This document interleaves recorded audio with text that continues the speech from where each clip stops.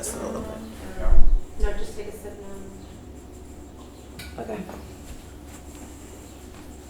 Okay. All right, so can you talk about how you feel about doing this? It seems like a good thing. It's the revolution now. Can you continue talking about what your style says about you? This is not that far off what I wear to go to work. And I'm a manual laborer, really. I work with my hands, I work with tools, and I wear work clothes. And my definition of work clothes was formed when I was a kid and my grandfather had a ranch. And you wore a blue jean jacket not because that was a style, but because the cut of it lets you work.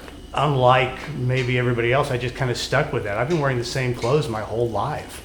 Can you talk about assumptions that people have about you based on your style? I don't think of myself as a stylish person, or at least I didn't. And I initially thought that whatever perception of me as being stylish was due to my association with my wife, who is very stylish. I was in an antique store and there was a woman trying to reach for something. Reached up and got it for her, handed it to her. I didn't think anything of it. Later, my friend said, "You don't know who that was, do you?" I said, "No, I don't." Well, she's a very famous actress. And she said to us after you left, "Oh my God, there's a guy who really, that's what everybody in LA wants to look like and dresses to look like, only it's not real. With him, it's real." I interpreted that as being, it's real because when I wear a work shirt, it's beat to shit. I'm cutting steel and I'm wrecking it. It gets paint on it, it gets torn, it gets bloodstained, it gets really dirty. The clothes carry that, literally, because in my head, I'm still that kid who gets his clothes at the Army Navy store and wears them until they fall apart and then hands them down to his little sister. I'm not saying I've never faked anything, but I've never faked anything with my clothing.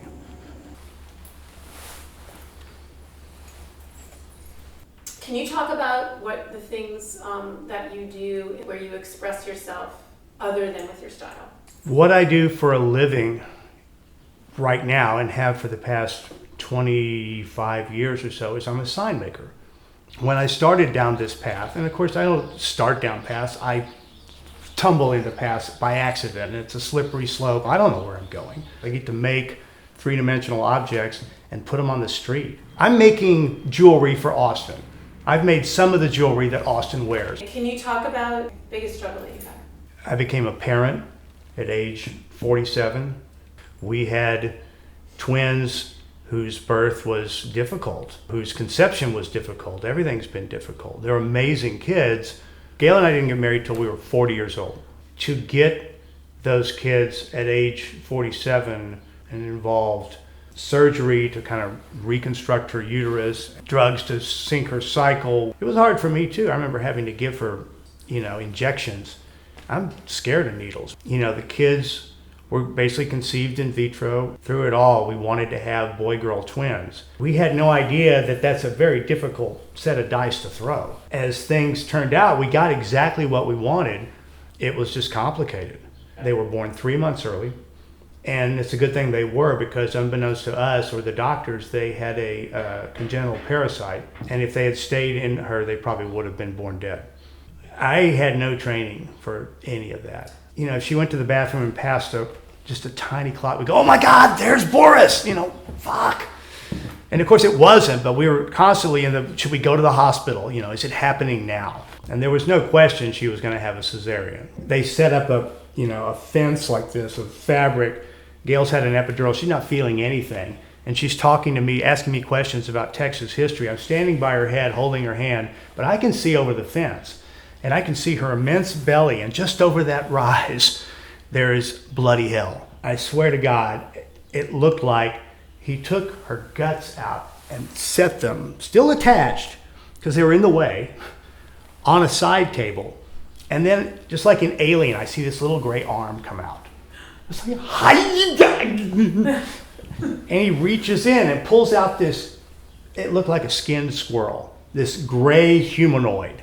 That's my kid, but it's moving, and it's gray and it's got its eyes shut. I'm like, hey, yeah, and I didn't even see the cutting of the cord or anything. He hands it to somebody who runs it off to the corner. Creed was first and gets handed off, and Creed is very, very proud of that. The thing that's sort of crushing. He took Zelda out And Gail kind of, I don't know, she woke up at that point. She says, I want to see my baby. And at the sound of her voice, Zelda's eyes flew open, and they were this intense blue. But her head went back, and her eyes opened at the sound of her mother's voice. And of course, I don't know if she was blind then. She probably was, but we didn't know that. And it's not like that's the last time I've seen her eyes, but it's the last time I've seen her eyes without the knowledge I have that she's blind. And that was kind of hard in retrospect. It's also amazing. You can ask her to open her eyes and she'll smile. It's like, okay, that's close. And that's kind of right. Zelda's eyes open when she has a seizure, when she's disconnected. And they're beautiful. And it's sad that I only get to see them when she's having a seizure, which of course we hope she never has again. What happened after they were born? After they were born, the doctors said, well, they've got some kind of infection. And we got scared, and they said, lots of preemies have infections. They spent 1 month trying to figure out what it was. And by the time they figured it out, it was full on. If we'd known they had it in utero, she could have gotten treatment in utero, and this might not have turned out the way it did. But we didn't. The parasite it turned out they had is called toxoplasmosis. The set of circumstances that have to line up for it to wreak the kind of havoc it did upon my kids are pretty specific.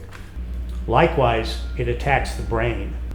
We convinced them, with the advice of these other doctors, that if they put shunts in their head, they could actually drain those floodwaters and actually save their brains. And you could argue that they are living proof that that worked. My approach to disaster is, this is no time to break down. When you're going into a car wreck, the last thing you want to do is go, ah! Because this is going to make it worse. What you want to do is hold the wheel, keep your mind calm, and try to get out of it alive. By the time my kids were born, I've been flooded, I've been burned out, I've been in car wrecks, I've been thrown out of a car, I've watched my family disintegrate. I didn't realize is that there's never a see where you end up, because you don't, by the time you know where you end up, you're dead. In other words, it's never over. My kids are going through this with nothing to start with, other than their own little fiery souls. In addition to having our tribe coming to visit us and bringing us bottles of wine and vodka, and of course all this is totally against hospital rules. We were the party room.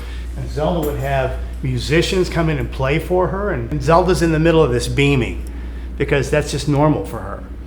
Even though normal meant she had a tube coming out of her nose and a tube in her arm and a tube in her brain. What's your biggest fear? So my biggest fear for my kids, I guess, is that they won't be able to make it in this world. And Zelda takes the world in through her fingers and her senses in a way that's fairly amazing, but in structural terms, it's going to be incredibly difficult for her. She's never going to experience the world like we do. And so I fear for that. I find myself contingency planning for that. And one of my contingency plans, horrible though it may be, is that Creed's going to have to take care of her. I'm going to be gone. Gail's going to be gone. You know, who's going to take care of Zelda? Creed, I want you to do it. And in doing that, in feeling that I have to fight that, because in a way it's exactly like my mother expecting us to take care of her. I don't want Creed to feel what I feel.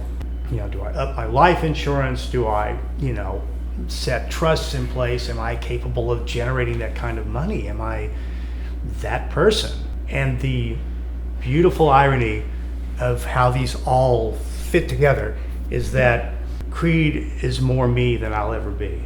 Creed is Evan 3.0. Creed is fearless. Creed absolutely believes he's an artist. He believes he's a rock star.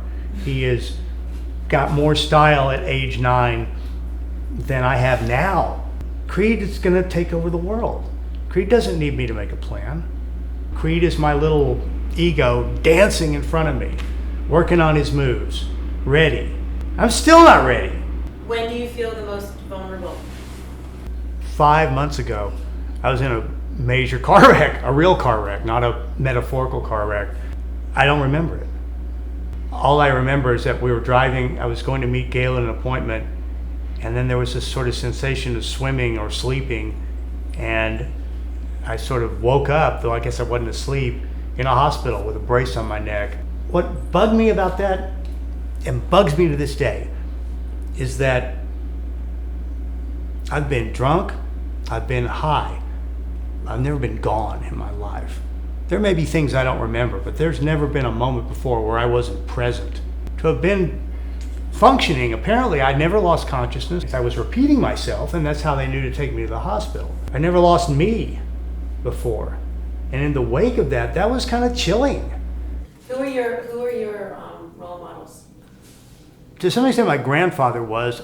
At the ranch, we had the welding shed that had a bunch of equipment in it, old trucks, everything was just piled there. One weekend, I watched him build a horse trailer out of the ground. Literally just walk around, he'd pick something up and set it over here and he started putting stuff together as if from the dust, as if he was God. So the idea that anybody was capable of making anything with the parts at hand, if you had the parts at hand, I just assumed that was how everybody rolled.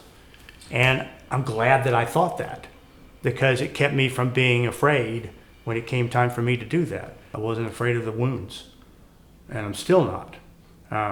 Even though some of the wounds have gotten, progressively more serious, if you're talking about my kids or my wife, or now me.